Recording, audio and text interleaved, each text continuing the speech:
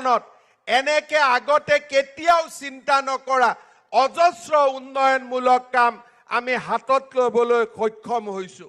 শ্ৰদ্ধাৰ ৰাইজ, নিৰ্বাচনৰ সময়ত আমি প্ৰতিশ্ৰুতি দিছিলোঁ যে 1 লাখ যুৱক যুৱতীক আমি চৰকাৰী চাকৰি দিম। 90,000 যুৱক যুৱতীক চৰকাৰী চাকৰি দিয়াৰ পিছত এতিয়া আমি অসমত নতুনকৈ আৰু 40,000 যুৱক যুৱতীক চৰকাৰী চাকৰি দিয়াৰ পথত আগবাঢ়িছো।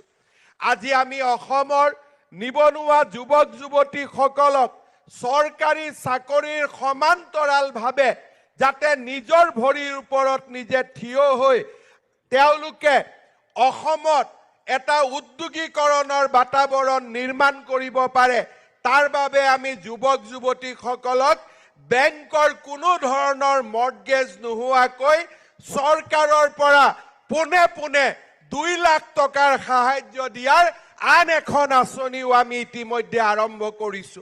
এই আঁচনিখন যিসকল যুৱকে লাভ কৰিব তেওঁলোকক 2 লাখ টকা আমি তেওঁলোকৰ বেংক একাউণ্টলৈকে হস্তান্তৰ কৰিম আৰু ভৱিষ্যতে তেওঁলোকে এই 2 লাখ টকাৰ উপৰিও বেংকৰ পৰা যাতে আৰু বহু টকা লোন ল'ব পাৰে তাৰ বাবে আমি তেওঁলোকক একোজন এণ্টাৰপ্ৰেনিয়ৰ হিচাপে নিৰ্মাণ কৰাৰ কৰ্মযজ্ঞটো আমি জপিয়াই পৰিম।